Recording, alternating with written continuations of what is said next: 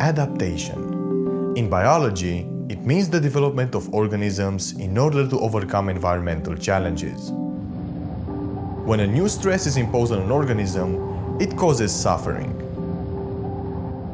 If the stress is too demanding to cope with, the organism dies. But if it's manageable enough to allow recovery, the organism begins to adapt. Eventually, over many generations, the organism gets completely adapted to the new stressor. What was harmful in the beginning is now part of the comfort zone. What the hell? I thought this was a fitness video. Right. Muscle and strength gains are adaptations as well. Similarly to how an animal adapts to live successfully in an environment, our muscles adapt to demanding workouts by getting bigger. There are two parts to adaptation, in our case, muscle growth. Number one, creating the stress that disrupts the comfort zone. And number two, allowing our body to recover from it and improve. In the quest for gains, most people only focus on the first part of the equation, training. But optimizing recovery can make a massive difference for the rate of muscle and strength gains. Why? I absolutely hated math in high school, but this is best explained with a graph. The horizontal line here represents stress. The vertical line represents marginal gains or losses. The area above the line represents gains, and the area under the line represents losses. Thank you. This is maintenance, either not working out at all or doing a training routine you are adapted to. If you add in a small amount of training, 1 unit, you get a small amount of gains as a return. But we know that strength and muscle gains go up linearly with the amount of training we do and can recover from.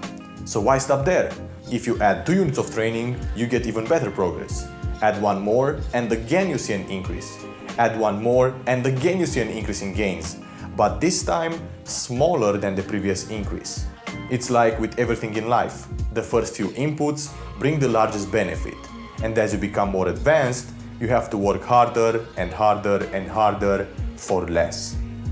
At some point though, if you add another unit of training, you actually start going backwards.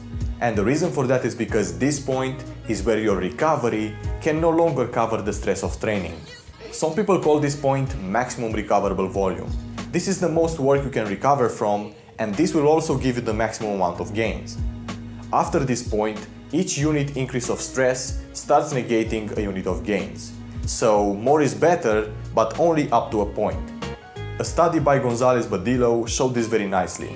They looked at young, healthy, well-trained, competitive male weightlifters performing 3 levels of volume on the back squat, snatch, clean and jerk, and accessory lifts for 10 weeks. One group performed 1923 reps, another 2481 reps, and the last group 3030 reps.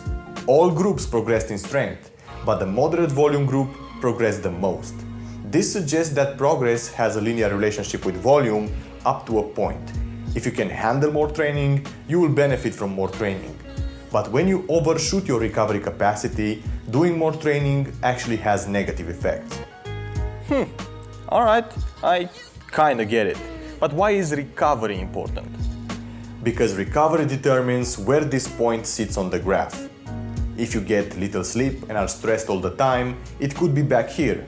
This means you can handle less training and as a result make less gains. On the other hand, if you have great recovery, the point could be here. This means you can handle more work or have better quality workouts, which means you get better gains.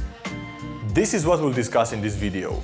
How to improve your recovery to be able to handle more work and to have better performance using low volume routines. And also, this was the longest intro we've ever seen. Thank you. If you want to be a champion, you cannot have any kind of an outside negative force that can have a negative effect on my mind and therefore destroy my workouts. If somebody steals my car rides outside of my door right now, I don't care. You know, I can be bothered with that. The only thing I will do is have my secretary call the insurance agency and I laugh about it. An important factor to keep in mind is that your body reacts to all types of stress very similarly. Although lifting weights, the death of a loved one, or tight deadlines at work are different, our body copes with them using the same reservoir of resources. In other words, mental stress can actually make you physically weaker because it uses the same reservoir of recovery. This was shown in a 2014 study in which participants did 6 sets of leg press to failure. The group with low life stress was recovered and back to full strength 2 days later. On the other hand, the group with high stress took 4 days to recover to baseline. They also reported more soreness and fatigue following the same workout. For maximum gains, you'd live your life like a monk, completely free of stress. That's probably why Batman did so well training with the League of Shadows. But you probably still need your job. So, to minimize stress while not changing your life too much, follow these tips. Avoid arguments of any kind. A waitress spilled some coffee on you? Oh well, it happens. Someone cut you off in traffic? Some people are jerks. Your TV stopped working? Stay calm, you probably have warranty anyway. The point is, recognize that you create most of the anger in your life and choose to be tolerant instead. Feeling overwhelmed by tasks is one of the biggest causes of stress. To minimize this, use to-do lists. Get your thoughts out of your mind and put them on paper. Related to the previous point, procrastination creates lots of anxiety. A great way to beat procrastination is the Ivy Lee method. You basically create a to-do list where you list the most important 6 tasks you have to do in the order of importance. Start your day with the first task and don't move to the next one until it's finished. This takes away the anxiety of a fixed schedule while still maintaining productivity. Constantly worrying about what other people are doing or what they think of you is very stressful. Use social media to keep up with your friends, but don't spend a lot of time there.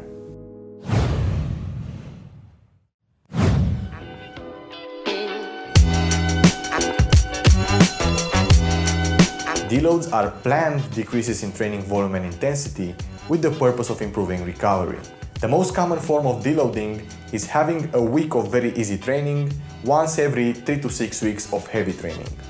Now, I'm sorry, but to understand how deloads work, we're gonna have to use a chart again. Oh, no, I'm fine, no. This is the fitness fatigue model. It's a great way to visually represent the effect of an individual training session.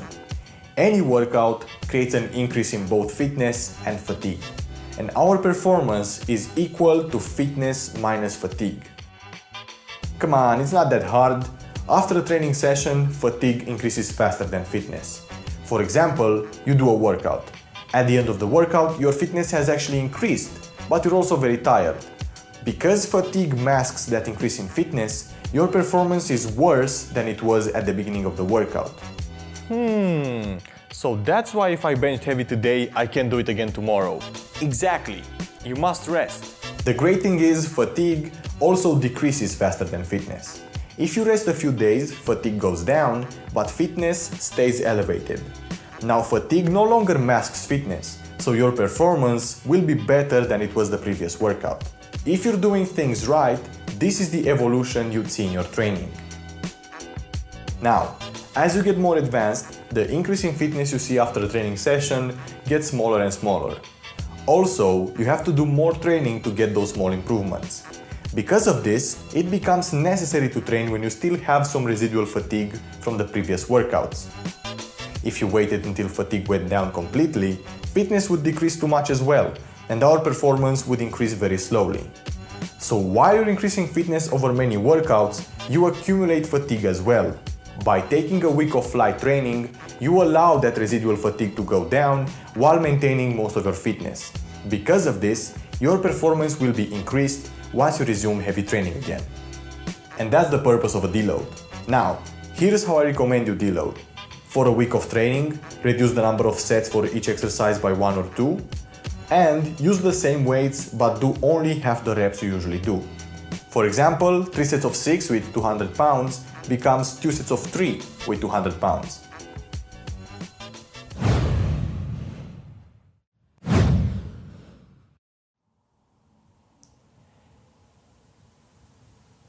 And this is why people don't care about sleep.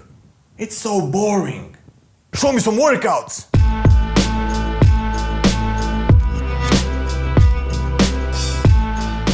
Sleep more to improve recovery. Wow, you don't say, Sherlock. Everybody knows that. But something you probably don't know is just how much sleep matters. In a study from 2011, 10 subjects were put on a 700 calorie deficit and split between two groups. One group slept an average of 5.5 hours per night, and the other group 8.5 hours per night for 14 days. As you'd expect, both groups lost the same amount of weight because the calorie deficit was the same. But there was a huge difference in terms of body composition. The high sleep group lost about 80% fat and 20% lean mass, and the low sleep group lost 40% fat and 60% lean mass. Now, a limitation of the study is that the subjects did not lift weights, that's true. If they trained, they would have definitely maintained muscle better. But the low sleep group would have lost more lean mass anyway. Lack of sleep creates a catabolic environment, and it also slows down muscle growth because it decreases testosterone and IGF-1. So, sleep more. There are also things you can do to improve sleep quality. One of the best is to avoid blue light exposure before bed. Our TVs, computers and smartphones emit blue light, which tricks our brain into thinking it's still daytime. Because of this, the brain doesn't produce enough melatonin, which is the hormone that's supposed to induce sleepiness. This is one of the reasons why we can be very tired but not sleepy. To fix this, you have two options. Either don't use electronics 1 hour before bed, or stop your screens from producing blue light. For computers, install a program called F-Lux. This will make your screen yellowish because it stops blue light.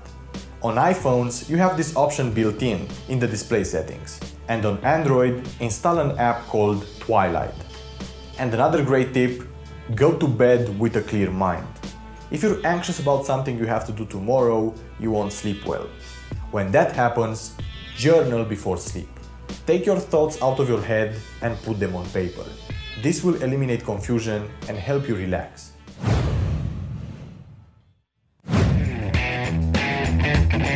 But can we even talk about muscle recovery without BS supplements? Introducing the new W Rebirth. Just 2 of these babies a day and your recovery will make Wolverine jealous. Oh, come on, Dr. Scammer Max, we don't have time for that. You'll see a lot of supplements claim to improve recovery. Most of them are scams. One of the few that's actually worth your money is creatine. This is the most studied molecule in sports nutrition, and it has been shown to improve both muscle recovery and growth. 5 grams of creatine monohydrate per day will help you recover slightly better. So, in conclusion of this super long video, to improve recovery, do these 5 points. Number 1, train below your maximum recoverable volume. Number 2, use deloads periodically. Number 3, eliminate as much stress as you can from your life. Number 4, get plenty of good sleep. And number 5, take creatine. Hey, this is Radu again. Thanks for watching this video. The information I shared here came from the ebooks The Science and Art of Lifting by Greg Nuckols and Omar Isaf. I recommend you check those out. Also, if you're looking for a complete program for getting lean, I recommend my Shred Smart program. For more videos like this one, make sure that you subscribe.